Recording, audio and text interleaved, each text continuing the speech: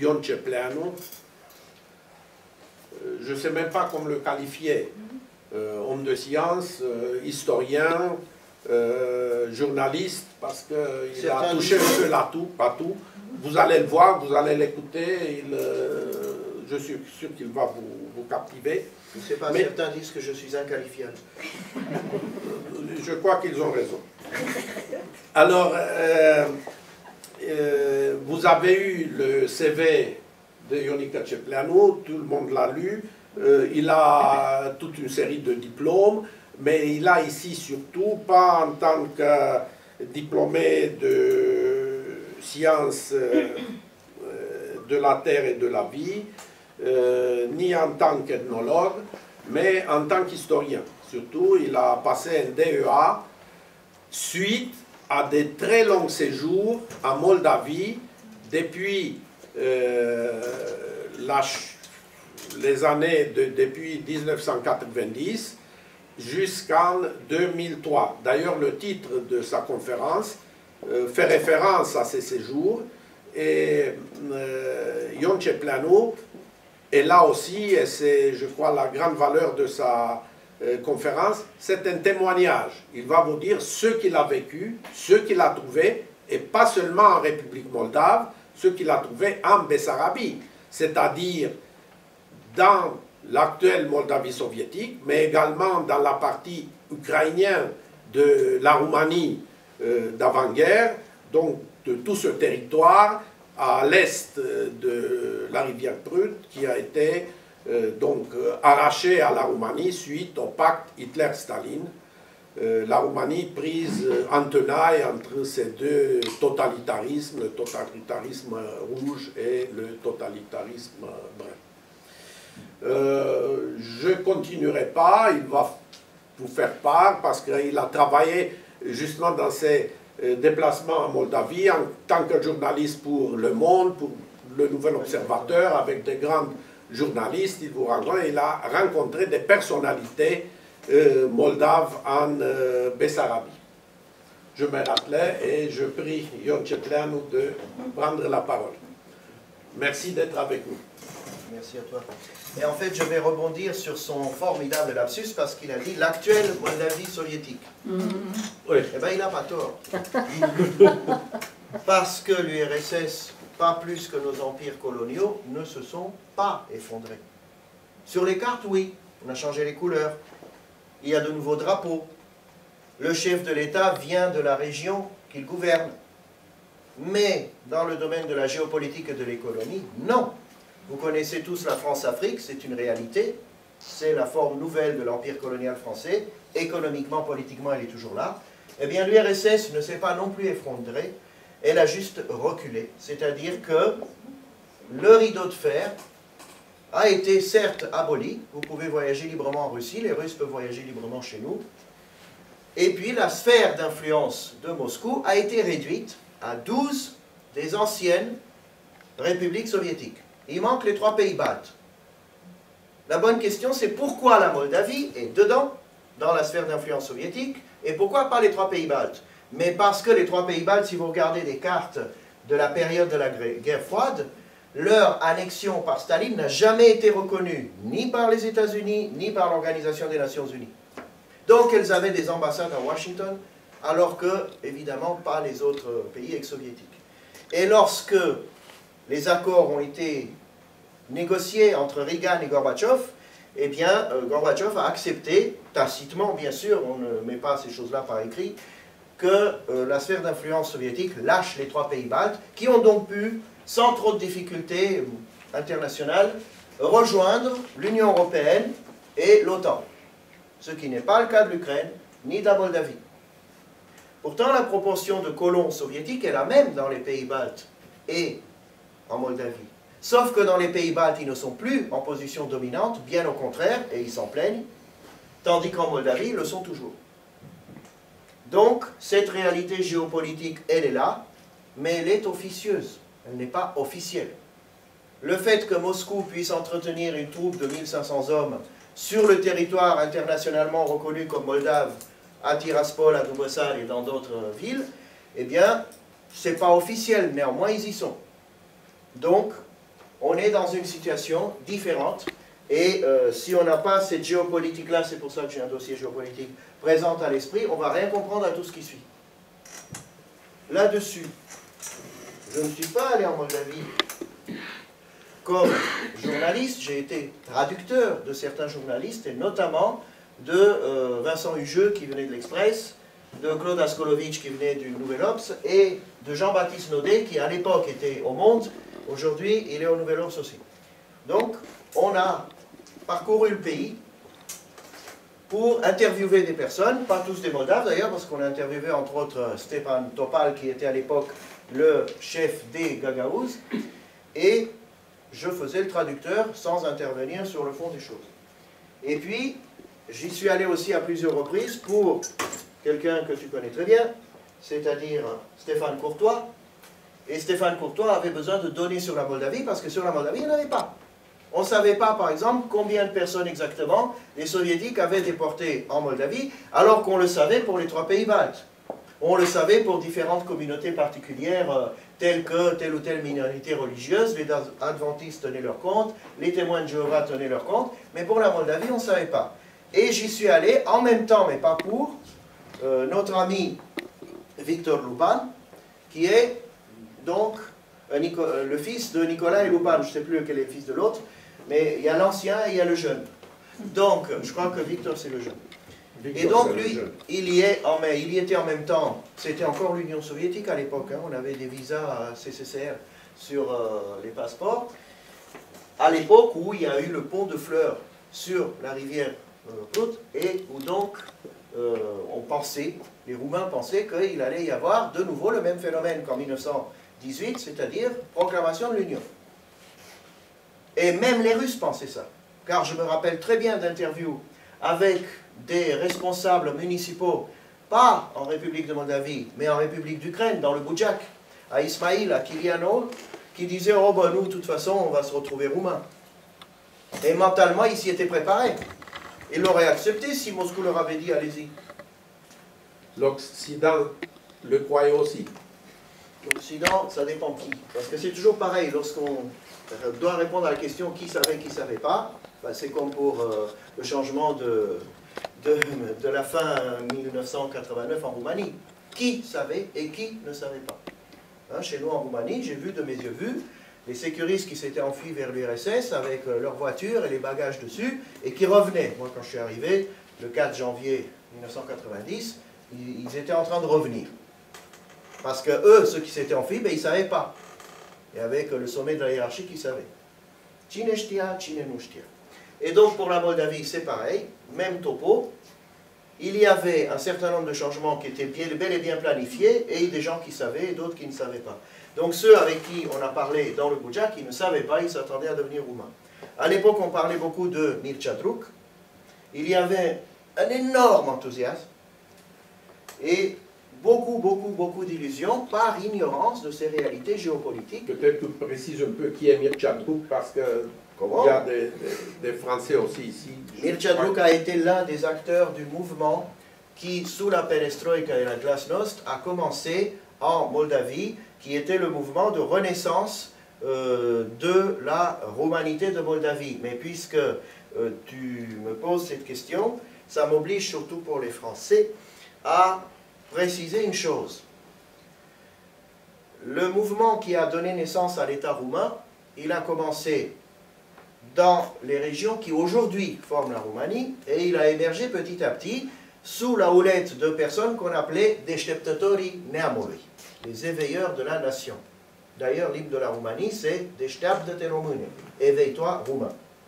Et bien sûr que parmi ces territoires habités par des Roumains, il y en avait qui étaient vassaux de l'Empire ottoman, c'est la Valachie et la partie ouest de la Moldavie, en tant que région historique. Il y en avait qui étaient russes, c'est la partie est de la Moldavie, qu'on appelle Bessarabie. Il y en avait qui étaient austro-hongrois. Et ce mouvement émergeait partout. Les territoires qui n'étaient pas politiquement roumains, les autorités dans ces territoires ont réagi de différentes manières. Qu'ont dit les austro-hongrois? Ils ont dit « tenez-vous tranquille et soyez fidèles à l'empereur Habsbourg ». Qu'ont dit les Russes? Les Russes n'ont pas seulement dit « tenez-vous tranquille et soyez fidèles au tsar », ils leur ont dit, ben, vous n'êtes pas des Roumains. Vous êtes seulement des Moldaves. C'est une histoire ancienne, hein, ça commence avec les tsars, ça ne commence pas avec les soviétiques. Parce que en Roumanie, comme dans n'importe quel pays européen, cette conscience nationale qui montait, elle montait avec le romantisme révolutionnaire du 19e siècle. Avant, les gens ici en France, mais aussi en Allemagne, mais aussi en Roumanie, ils étaient quoi? Ben, ils étaient du coin. On était bourguignons, on était provençal, on était braise, breton. On était moldave, on était valaque, on était transylvain. Vous connaissez tous le poème Miorița. Un cioban moldovean, un cioban muntean și un cioban ungurean. Adică din Ardeal. Et donc, il y avait une conscience locale. Et l'Empire russe, eh bien, il a joué sur cette conscience locale pour dire, oui, Moldave, vous pouvez être, mais Roumain, non. C'est un autre pays. Mais bien sûr que la classe intellectuelle, la classe la plus instruite, ah, c'est embêtant l'instruction hein, pour les pouvoirs autocratiques. Ah, qu'est-ce que c'est embêtant. Hein. Donc, les gens s'instruisaient. Il y avait l'archéologue Ion Suruceanu, il y avait, bien sûr, Ion Nistor, il y avait tous ces Moldaves qui ont écrit des histoires de la Moldavie, qui ont cité Ureche, qui ont Neculce, tous les anciens chroniqueurs, et Dimitrie Cantemir, dont le nom figure d'ailleurs sur la bibliothèque Sainte-Geneviève. Et donc, ils ont dit, mais attendez, on est les mêmes que les autres. Notre langue est d'origine latine, et c'est la même qui est parlée dans le Banat, bon, avec des accents différents, mais peu importe, à Bucarest, dans le delta du Danube ou dans le Maramureș. Et d'ailleurs, notre écu moldave vient du Maramureș. C'est la tête de roc. Au départ, c'était l'écu du Maramureș. Et les voïvodes fondateurs, Bogdan, Dragoș également. Donc cette histoire a commencé à diffuser, mais surtout dans les villes. Parce que les gens de la campagne, ben, ils étaient illettrés. Moralité, on arrive en 1918, la situation que vous connaissez, après plus de 100 ans de domination tsariste et russe, où devenir un monsieur, bah, c'était devenir russe. Aller à l'école, bah, c'était aller à l'école en langue russe, puisqu'il y a eu toute une série d'interdictions qui se sont succédées durant le 19e siècle, et finalement la langue roumaine avait été interdite dans toutes les sphères, sauf la sphère familiale et privée. Elle n'était pas au départ, elle n'était pas en 1812. Et donc, on arrive dans une situation où ces personnes instruites vont former le Sfatul Țării. Il y aura aussi des représentants des minorités, quelques représentants de soldats et de paysans, mais essentiellement des citadins. Et eux, bien sûr qu'ils vont proclamer l'union à la Moldavie. Mais les campagnes, ah bon, on est roumain maintenant, ah ben tiens, les messieurs maintenant ils parlent notre langue, dis donc. Ils parlent plus russe. Et puis ils sont aussi élégants que les messieurs russes. Ah ben ça alors. Et ils se déplacent en voiture, et puis on a un roi à la place du tsar. Mais ils l'ont un peu subi, ce changement. Mais la propagande communiste, elle, surtout auprès des minorités, elle disait non, ça c'est des impérialistes, c'est des salauds, c'est des bourgeois, ils sont là pour vous exploiter. Et il y a eu une espèce de clivage entre tous ceux qui avaient de la terre, et que les communistes plus tard allaient appeler Chiaburi en roumain et Kulak en russe, et tous ceux qui n'en avaient pas, qui n'étaient pas forcément contre les thèses communistes. Et les thèses communistes à l'époque étaient très importantes dans cette région. Même si les bolcheviks s'étaient fait repousser de l'autre côté du Dniestre, n'empêche qu'ils étaient présents dans le pays. Et il y a eu la fameuse affaire de Khotin, Tataburan, où des chaloupes soviétiques, soit par le Dniestre, soit par les lagunes de la mer Noire, ont armé des insurgés, en leur promettant que s'ils gagnaient, ben, ils allaient être les chefs du pays. Et gagner, ça voulait dire quoi? Ben, ça veut dire envahir le pays, la Bessarabie, puisque l'URSS l'a revendiqué. Et donc, contre cette promesse, ils ont tenu pendant plusieurs jours les mairies. Sauf que les commissaires politiques qui les avaient manipulés sont partis et les ont abandonnés face aux gendarmes roumains qui les ont eus. Et ils se sont retrouvés soit morts, soit en prison. Savez-vous quel avocat français est allé les défendre là-bas en Roumanie? Ah, Henri Barbus. Eh oui. Et ça a été écrit dans la presse française à l'époque. Un grand succès pour la propagande soviétique. Vous voyez donc, ces clivages existaient déjà sous le régime roumain. Autre chose, les juifs de Bessarabie, c'était originellement des petits boutiquiers, des artisans et des traditionalistes fort attachés à leur religion. Mais les jeunes de l'époque, c'est-à-dire la génération de mes grands-parents, eux, ils étaient dans ce qu'on appelait le Bund. Le Bund, c'est le parti socialiste des travailleurs juifs d'Europe de l'Est. Mais en abrégé, on disait Bund. Et une partie de ce Bund, comme dans tous les partis socialistes d'Europe, quand il y a eu le bolchevisme en Russie, eh ben, il est devenu communiste. Et donc ces jeunes sont devenus des communistes. Et donc eux, ils attendaient les soviétiques. Mais les vieux leur disaient, à cause de vous, on va avoir des problèmes.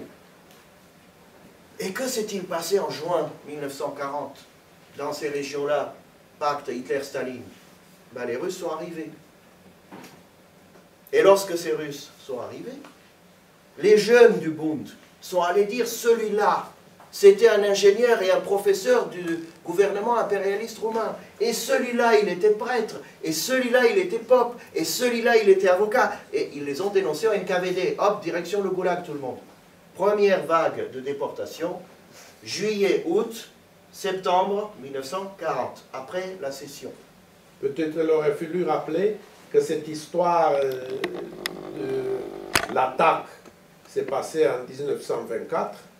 Oui, Tata Mounard, et qui a été la cause pour que le Parti communiste roumain soit mis hors la loi. Et cette attaque-là, en plus, a été corrélée avec la fondation d'une région autonome moldave dans le sein de la République socialiste soviétique d'Ukraine, autour de la ville de Balta. Et là, je dirai un mot aussi là-dessus tout à l'heure, parce que je vais abréger. Et donc, si vous trouvez ça dans les livres d'histoire, donc on arrive dans cette période de 40 où il y a une terreur rouge. L'année suivante, un an après, arrivent à nouveau les Roumains alliés à l'Axe. Et là, tous ceux qui avaient dénoncé des pauvres gens partis au NKVD ont été à leur tour dénoncés par les paysans du coin en disant « lui, il a dénoncé au NKVD, lui aussi et lui aussi ». Sauf que les autorités roumaines n'ont pas fait dans le détail. Ils ont dit « puisque c'est comme ça, on embarque tous les juifs en Transnistrie ». Donc, chacun son tour, paf. Vous imaginez les traces que ce genre d'histoire va laisser dans les populations et dont la République de Moldavie va hériter en 1945 lorsqu'elle va être remise sur pied par les soviétiques. Et beaucoup de quartiers et de villages ont été à moitié vidés de leurs habitants à cause de ces vengeances croisées. Il y a les détails dans tous les livres d'histoire. C'est intéressant aussi de voir comment chacun a tué. Parce que pour tuer les gens, déjà, il faut les éloigner des autres, sinon la population ne se laisse pas faire. Elle ne laisse pas tuer les pauvres gens qui étaient leurs voisins. Donc il faut, les éloigner. Sauf que les histoires de voies ferrées et de routes, ça joue contre la déportation et contre l'éloignement. Donc il faut enfermer les gens dans des silos et dans des hangars ou dans des barges sur le fleuve. Les barges, on les coule, les silos, les hangars, on met le feu. Les soviétiques ont inauguré ça, l'armée roumaine a continué. Chacun son tour. Bon, on arrive en 1945 et on remet sur place, après quelques modifications, cette frontière que vous avez et qui est donc la frontière actuelle de la République socialiste soviétique de Roumanie. Je remets cette carte-là de Moldavie. Chacun son lapsus. Et donc cette frontière-là a été tracée donc pas tout à fait sous cette forme en juin 1940 lors de la première annexion, mais elle a été rectifiée ensuite en août 1945 et depuis elle a cette forme-là. Donc on a enlevé et donné à l'Ukraine deux parties au nord et au sud, que vous voyez là, la région de Khotin, la région de Kherson, la Bukovine, donc septentrionale, et ici le Boudjak, donc ça c'est ukrainien aujourd'hui. Et cette frontière recoupe à de nombreuses reprises des voies ferrées et des routes, ce qui rend un voyage par train entre Kakhoul et Chisinau, ben c'est 6 heures, avec 6 contrôles d'identité, parce que ça traverse plusieurs fois la frontière à ce niveau-là. Et la fameuse guerre du Dniestre en 1992 avait pour objet de couper la communication entre Chisinau et le sud du pays, en tenant la ville de Tigina par où passe la voie ferrée. Et par la même occasion, tenir le pont entre les deux rives du fleuve. Mais il y a aussi l'arsenal de Kolbasna qui se trouve ici, et la centrale hydroélectrique de Dubosar qui se trouve ici, qui sont sous contrôle russe. Donc vous voyez qu'on a un pays qui a été exsangue, qui a été vidé de pratiquement 1/5 de sa population au cours de ces événements, et où les rancœurs vont être extrêmement fortes entre les différentes communautés. Mais ça ne va pas se voir, parce que sous le régime soviétique, eh ben, on est tous frères, sauf les koulaks, sauf les exploiteurs du peuple, sauf les impérialistes, c'est-à-dire, globalement, ben, les roumanophones cultivés. Si vous étiez ignare, il n'y avait pas de problème. Et si vous étiez cultivé, gare à vous. Et là, que vont faire les roumanophones survivants? Ils vont faire ce en quoi tous les Roumains sont extrêmement forts. Ceux qui sont mariés avec, vous savez de ce que je veux dire, la résistance passive. Ah, il y a des conjoints de Roumains ou de Roumaines ici. Hein. On est très fort pour la résistance passive. Ça veut dire qu'on ne va pas faire de bruit, qu'on va dire oui, oui, ou en russe dada, en roumain aussi, mais que n'empêche qu'on en fera quand même à notre tête. Et je recevais pendant toute la période soviétique, à la Maison des sciences de l'homme, boulevard Raspail, qui est en démolition aujourd'hui, et qui d'ailleurs a remplacé la prison de Tchétchénie, mais ceci est une autre histoire, eh bien je recevais, pas à mon nom personnel bien sûr, je lisais Limba și literatura moldovinească, en lettres cyrilliques, qui était donc en roumain. Et je voyais là les tentatives de résistance culturelle des roumanophones intérieures à la soviétisation. C'était le seul témoignage qui pouvait officiellement sortir de Moldavie à cette époque-là. Donc j'ai été un peu sensibilisé à la chose, parce que moi je vous dis franchement, je suis originaire de là et de là. Donc la Moldavie, c'était pas, j'ai pas d'ancêtre, c'est même la seule région de Roumanie où j'ai beau avoir cherché, je n'ai jamais eu d'ancêtre identifiable.